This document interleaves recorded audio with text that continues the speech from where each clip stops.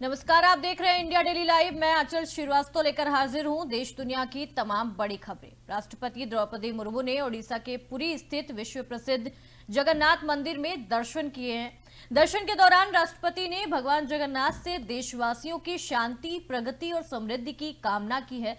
मंदिर परिसर में राष्ट्रपति की मौजूदगी को लेकर विशेष सुरक्षा और व्यवस्था की गई है। सूत्रों के अनुसार राष्ट्रपति द्रौपदी मुर्मू ने दर्शन के बाद मंदिर में मौजूद श्रद्धालुओं से संवाद किया है, बातचीत की है और धर्म, संस्कृति तथा सामाजिक स्मरता के महत्व पर भी जोर दिया है।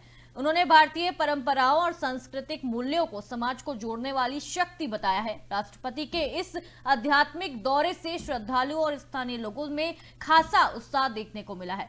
मंदिर परिसर में जय जगन्नाथ के जयकारों के बीच दर्शन कार्यक्रम शांतिपूर्ण और श्रद्धा के वातावरण में संपन्न हुआ है।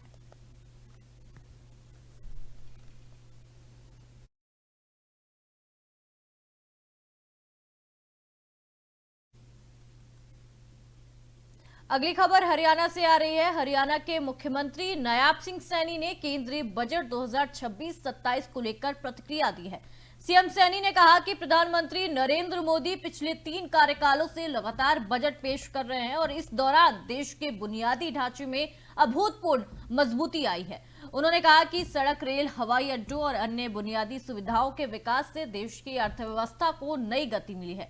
मुख्यमंत्री ने यह भी कहा कि इस बजट को लेकर कांग्रेस समेत सभी राजनीतिक दलों और देश भर में व्यापक चर्चा हो रही है इस पर, जो इसके महत्व को दर्शाता है। सीएम सैनी के मुताबिक ये बजट विकास, निवेश और भविष्य की जरूरतों को ध्यान में रखकर तैयार किया गया है। उन्होंने विश्वास जताया कि केंद्रीय बजट 2026-27 से राज्यों के साथ साथ आम जनता को भी इससे लाभ मिलेगा और देश विकास के रास्ते पर और तेजी से आगे बढ़ेगा।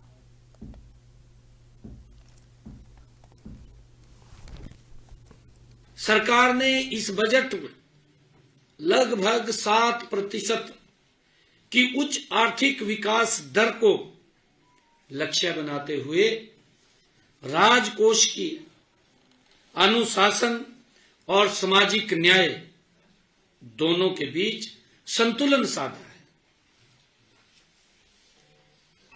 देखिए, जब कांग्रेस बजट पेश करती थी, जब चुनाव आ जाता था तो उसमें बहुत सारी रेवड़ियां दिखाई देती थी, परंतु मैंने कहा है Modi ji non stop budget प्रस्तुत कर रहे हैं। 3 टर्म हो गए हैं।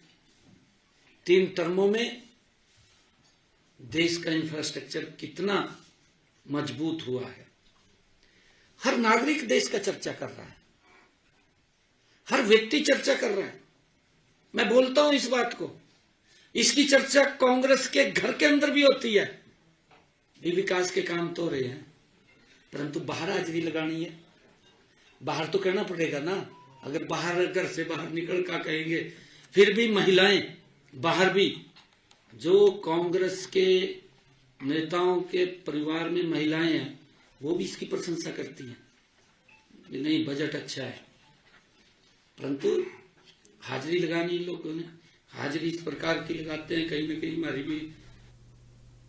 कांग्रेस सांसद प्रियंका गांधी वाड्रा ने विपक्षी दलों के 8 सांसदों के निलंबन पर कड़ा बयान दिया है। उन्होंने कहा कि इसमें नया क्या है, हर सत्र में ऐसा होता रहता है। अब तो ये और भी ज्यादा हो रहा है और ये सिर्फ विपक्ष के नेता को बोलने से रोकने का मामला नहीं है, ये लोकतंत्र और संसद के कामकाज का मूलभूत मुद्दा भी है। संसद लोकतंत्र का मंदिर है। अगर कोई अपने विचार रखता है तो इसे क्या समस्या हो सकती है। प्रियंका गांधी ने आगे कहा कि राहुल गांधी एक प्रकाशित स्रोत से उद्भूत कर रहे हैं और स्रोत के माध्यम से ही जो बातें कर रहे हैं वो कर रहे हैं, जिसमें संकट के समय प्रधानमंत्री, गृह मंत्री और रक्षा मंत्री की प्रतिक्रियाओं का जिक्र किया गया है। उन्होंने पूछा है कि अगर ये प्रामाणिक दस्तावेज है तो इसमें चर्चा क्यों नहीं हो रही सकती। उन्होंने ये भी कहा है कि जब तक सामग्री प्रकाशित स्रोत की है तब तक इसे संसद में चर्चा के लिए इस्तेमाल किया जा सकता है।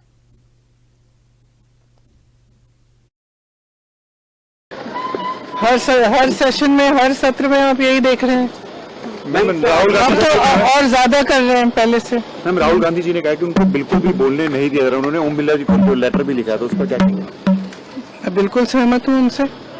क्या कर रहे हैं, एक पब्लिश सोर्स से कोट कर रहे हैं। कल तो उन्होंने ऑथेंटिकेट भी किया उसको, तो बोलने में क्या हर्ज है। ये लोग जब भी भाषण देते हैं तो किसी किताब से कोट करते हैं, चाहे वो कभी संजय बारू जी को भी कोट किया है प्राइम मिनिस्टर जी ने, तो कभी मैगजीन का आर्टिकल, कभी किताब से, कभी रिपोर्ट से। चलिए अगली खबर का रुख कर लेते हैं। सपा प्रमुख अखिलेश यादव ने संसद में चीन से जुड़े मामलों पर बीजेपी पर निशाना साधा है। उन्होंने कहा कि बीजेपी की कोशिश रहती है कि चर्चा ना हो पाए। जब चीन के सवाल पर विपक्ष के नेता और अन्य दल जानकारी लेना चाहते हैं तब बीजेपी पीछे हट जाती है। चीन के साथ हमारे संबंधों पर हमेशा विचार करके फैसले लेने चाहिए। हमने पहले भी बहुत सारी जमीन खोई है और बाद में फिर खो दी है। फौज के लोग क्या कहते हैं उसका पक्ष सामने आए और देश की बीजेपी की कोशिश रहती है कि चर्चा ना हो, और ये हम लोगों ने अभी देखा ही है कि जिस समय चीन के सवाल पर लीडर ऑपोजिशन और अन्य दल जानकारी हासिल करना चाहते थे, भारतीय जनता पार्टी पीछे हट गई।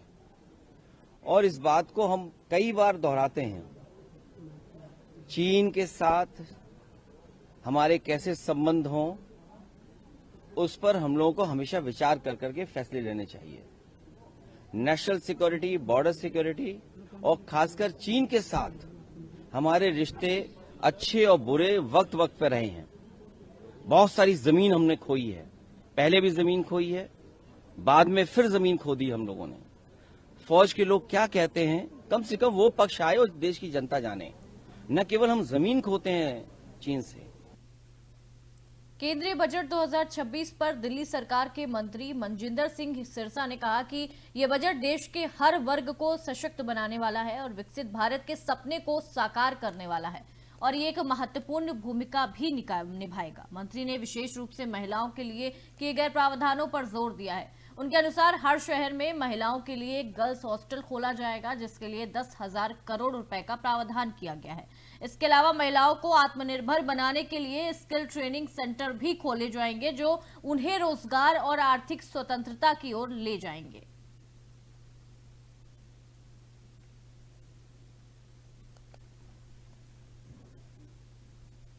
मुख्यमंत्री उमर अब्दुल्ला का बयान सामने आया है। उन्होंने कहा है कि कुछ परियोजनाओं की आउटसोर्सिंग की स्थिति उन्हें विरासत में मिली है। उन्होंने ये स्पष्ट किया है कि शुरुआत में ये 3 साल के लिए थी, लेकिन 24 अक्टूबर को सत्ता में आने से पहले इसे 10 साल के लिए आउटसोर्स कर दिया गया है। मुख्यमंत्री ने कहा कि उस समय विभाग ने इसी सही समझा और अगर जरूरत है तो इस हर मुद्दे पर इसको किया जाएगा। उन्होंने ये भी बताया कि वर्ष 2014-15 में यात्री बेस कैंप सुंगली और कैलाश कोने में वर्षा आश्रय रोड से निर्माण कुल 2069.83 लाख रुपए खर्च किया गया था इसमें, और वर्ष 2017 में इस परियोजना का ठेका 3 साल के लिए 24 लाख रुपए में दिया गया है। बाद में 2024-25 में इसे 10 साल के लिए प्रति वर्ष 26.25 लाख रुपए की दर से और हर वर्ष 10% वृद्धि के साथ जारी किया गया है।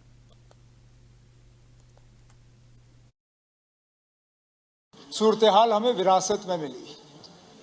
पहले 3 साल के लिए हुआ, उस वक्त भी हम नहीं थे। अक्टूबर 24 में आने से पहले ये आउटसोर्स हुआ। आउटसोर्स 10 साल के लिए हुआ। अब सही पूछा हमारे एक साथी ने 10 साल के लिए क्यों हुआ, लेकिन हुआ। उस वक्त डिपार्टमेंट ने ये सही समझा कि 10 साल के लिए कर लिया है। अब अगर आप चाहते हो कि इसको कैंसिल किया जाए, इसमें हमें देखना पड़ेगा लीगल इम्प्लीकेशंस क्या होंगे, फाइनेंशियल इम्प्लीकेशंस क्या होंगे, क्या ये कैंसिल हो सकता है या नहीं। अगर आपका मशवरा है कि आगे जाके ये आउटसोर्स नहीं होना चाहिए तो ठीक है ना, आप 10 साल का तो दिया हुआ है, उसके बाद ना हो। जो नए बनने हैं वो हमारे दौर में आउटसोर्स ना हो, यात्रियों के लिए इस्तेमाल हो, उसके लिए हम कर। हनुमानगढ़ के सदर थाना पुलिस ने एक युवक को अवैध हथियार के साथ गिरफ्तार किया है। तलाशी के दौरान उसके पास से एक देसी कट्टा और 2 जिंदा कारतूस बरामद हुए। पुलिस के अनुसार डबली राठन चौकी प्रभारी एसआई हरबंश सिंह और टीम सोमवार शाम एमडीओ नहर के बाएं पथड़े के पास गश्त पर थी, तभी उन्होंने 23 साल के विजय कुमार को संदिग्ध अवस्था में देखा। पूछताछ में असंतोषजनक जवाब मिलने पर तलाशी ली गई, जिसमें अवैध हथियार मिले। पुलिस का यह मानना है कि आरोपी किसी वारदात को अंजाम देने की फिराक में था। उसके खिलाफ आर्म्स एक्ट की धाराओं के तहत मामला दर्ज किया गया है और जांच एसएमआई कुलदीप मीणा कर रहे हैं।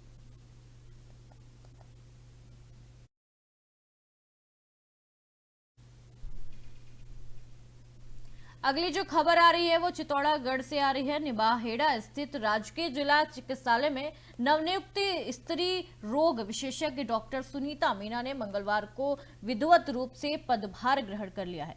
प्रमुख चिकित्सा अधिकारी डॉक्टर राघव सिंह ने नियम अनुसार उन्हें पदभार सौंपा है। डॉक्टर सुनीता मीणा इससे पहले निम्बाहेड़ा क्षेत्र के पीएचसी बाडी, पीएचसी केली और पीएचसी कनेरा में प्रभारी रह चुकी हैं। अपनी सेवाएं दे चुकी हैं वहां पे, जहां उनके कार्य की सराहना की गई थी। अब जिला चिकित्सालय में उनकी नियुक्ति से क्षेत्र की गर्भवती महिलाओं को बेहतर और निरंतर स्वास्थ्य सेवाएं उपलब्ध हो सकेंगी। उल्लेखनीय है कि राजस्थान सरकार के चिकित्सा एवं स्वास्थ्य विभाग द्वारा 28 जनवरी 2026 को जारी जंबो स्थानांतरण सूची में निबाहेड़ा जिला चिकित्सालय को कुल 9 चिकित्सक आवंटित किए गए हैं। इनमें से अब तक 7 चिकित्सकों ने कार्यभार संभाल लिया है, जबकि 2 चिकित्सकों की ज्वाइनिंग अभी भी शेष है।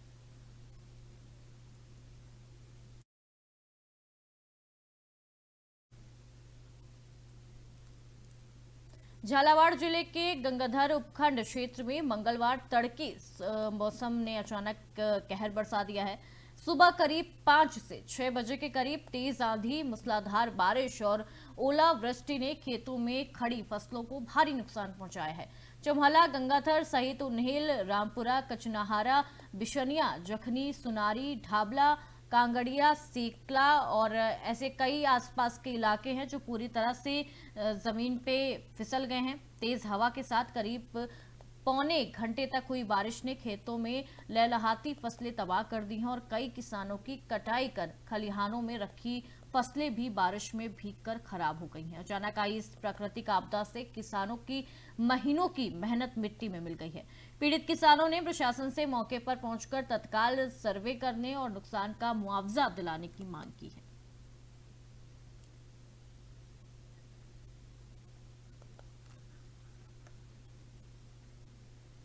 बूंदी जिला अस्पताल को एनक्यूएस यानी कि राष्ट्रीय गुणवत्ता आश्वासन कार्यक्रम के तहत सर्टिफाइड करने की दिशा में तैयारियां तेज कर दी गई हैं।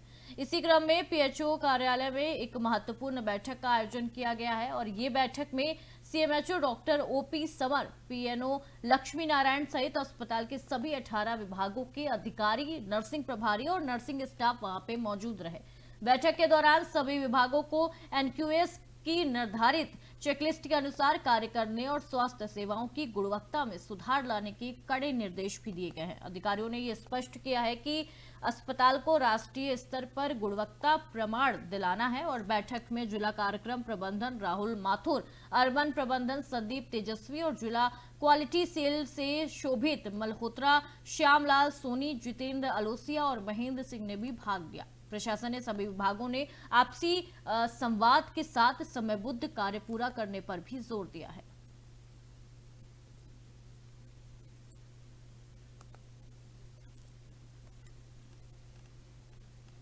हनुमानगढ़ जिले के नोहर से कांग्रेस विधायक अमित चाचारण ने विधानसभा में राज्यपाल के अभिभाषण पर चर्चा के दौरान भाजपा सरकार पर जमकर प्रहार किया है। सदन में बोलते हुए विधायक अमित चाचाड़ ने क्षेत्र की प्रमुख समस्याओं को मजबूती से उठाया है। उन्होंने अमर सिंह ब्रांच के मांगों को सही करवाने की मांग करते हुए कहा कि लंबे समय से किसान पानी की समस्या से जूझ रहा है। इसके साथ ही नोहर फीडर और रासलाना वितरिका में पूरा पानी उपलब्ध कराने का मुद्दा भी विधानसभा में जोर शोर से रखा गया है। विधायक ने कहा कि सिंचाई व्यवस्था दुरुस्त नहीं होने से किसान की फसलें प्रभावित हो रही हैं और राज्यपाल के अभिभाषण पर बोलते हुए अमित चाचारण ने बकाया कृषि बिजली कनेक्शन जारी करने और फसल बीमा क्लेम का समय पर भुगतान करने सहित कई जनहित से जुड़े मुद्दे सदन के सामने रखे। उन्होंने सरकार से इन समस्याओं का शीघ्र ही समाधान करने की भी मांग की है।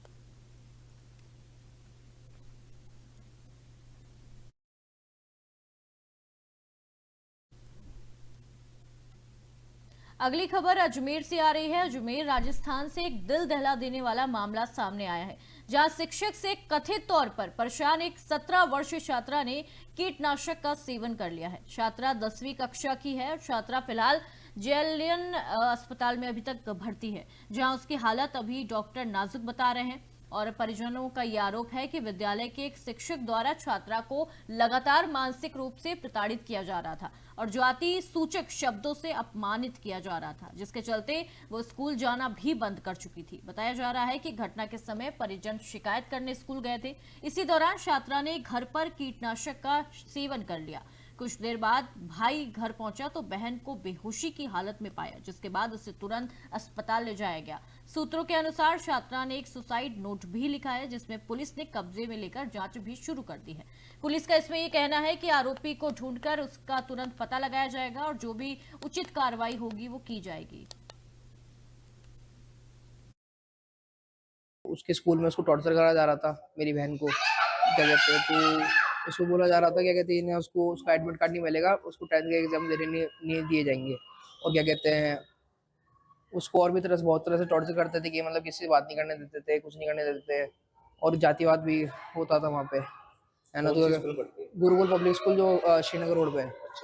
तो क्या कहते हैं आज हम सुबह उसके स्कूल जाके क्या कहते हैं बात करके आए थे ना, हमने बहुत उनसे रिक्वेस्ट करी है ना कि क्या कहते हैं मैम कि हमारी बच्चे का भविष्य बर्बाद हो जाएगा, क्या कहते हैं आप ऐसा ना करिए। जो क्या कहते हैं डमी स्टूडेंट होते हैं और जो क्या कहते हैं जो ओपन से देते हैं क्या कहते हैं बोर्ड्स वगैरह, उनके अंदर भी तो क्या कहते हैं अटेंडेंस का क्राइटेरिया नहीं आता। तो आप क्या कहते हैं हमारे मतलब रिक्वेस्ट मान लीजिए। तो उन्होंने सामने इनकार कर दिया, क्या कहते हैं कि नहीं। और न उसके बाद क्या कहते हैं उसके 10-15 मिनट बाद है ना व्हाट्सएप पे हमको नोटिस भेजा, क्या कहते हैं कि ना सिद्धि को एडमिशन कार्ड नहीं मिलेगा, ठीक है। नहीं दे देते एडमिशन कार्ड क्योंकि वो स्कूल में टॉर्चर होती थी तो वो स्कूल जाना पसंद नहीं करती थी। उसके स्कूल में उसको टॉर्चर करा जा रहा था, मेरी बहन को क्या कहते हैं, तो उसको बोला जा रहा था क्या कहते हैं उसको उसका एडमिट कार्ड नहीं मिलेगा, उसको 10th के एग्जाम देने नहीं दिए जाएंगे। और क्या कहते हैं उसको और भी तरह से बहुत तरह से टॉर्चर करते थे कि मतलब किसी से बात नहीं करने देते थे, कुछ नहीं करने देते थे और जातिवाद भी होता था वहाँ पे, है ना। तो गुरुकुल पब्लिक स्कूल जो श्रीनगर रोड पे है। तो क्या कहते हैं आज हम सुबह उसके स्कूल जाके क्या कहते हैं बात करके आए थे ना, हमने बहुत उनसे रिक्वेस्ट करी है ना कि क्या कहते हैं मैम कि हमारी बच्चे का भविष्य बर्बाद हो जाएगा, क्या कहते हैं आप ऐसा ना करिए। जो क्या कहते हैं डमी स्टूडेंट होते हैं और जो क्या कहते हैं जो ओपन से देते हैं क्या कहते हैं बोर्ड्स वगैरह, उनके अंदर भी तो क्या कहते हैं अटेंडेंस का क्राइटेरिया नहीं आता। तो आप क्या कहते हैं हमारे मतलब रिक्वेस्ट मान लीजिए। तो उन्होंने सामने इनकार कर दिया, क्या कहते हैं कि नहीं। और न उसके बाद क्या कहते हैं उसके 10-15 मिनट बाद है ना व्हाट्सएप पे हमको नोटिस भेजा, क्या कहते हैं कि ना सिद्धि को एडमिशन कार्ड नहीं मिलेगा, ठीक है। नहीं दे देते एडमिशन कार्ड क्योंकि वो स्कूल में टॉर्चर होती थी तो वो स्कूल जाना पसंद नहीं करती। अजमेर से बड़ी खबर सामने आ रही है। अजमेर में फूड सेफ्टी टीम ने मिलावट और मानकों की अनदेखी के खिलाफ बड़ी कार्रवाई करते हुए 2 मसाला फैक्ट्रियों पर छापा मारा है। इस दौरान मांगलियावास स्थित एक मसाला फैक्ट्री से 13,000 किलो से अधिक मसाला पाउडर सीज किया गया है। जांच में सामने आया है कि मिक्स मसाले के कट्टों पर निर्माण तिथि अंकित नहीं थी, जबकि कुछ कट्टे पुराने प्रतीत हो रहे थे। फूड सेफ्टी टीम ने मिर्च, हल्दी और धनिया पाउडर के सैंपल जांच के लिए भेज दिए हैं। सीएमएचओ ज्योतिष्णा रंगा ने बताया कि फूड सेफ्टी ऑफिसर की टीम ने श्री बाल गोपाल फूड मसाला फैक्ट्री का निरीक्षण किया। वहीं दूसरी टीम ने मांगलियावास स्थित श्री हरि नमकीन फैक्ट्री में निर्मित नमकीन और मिक्स मसालों के सैंपल लिए। जांच रिपोर्ट आने के बाद नियमानुसार आगे की कार्रवाई की जाएगी। अधिकारियों ने साफ किया है कि खाद्य पदार्थों की गुणवत्ता से किसी भी तरह का समझौता नहीं किया जाएगा और इस तरह की कार्रवाई आगे भी जारी रहेगी।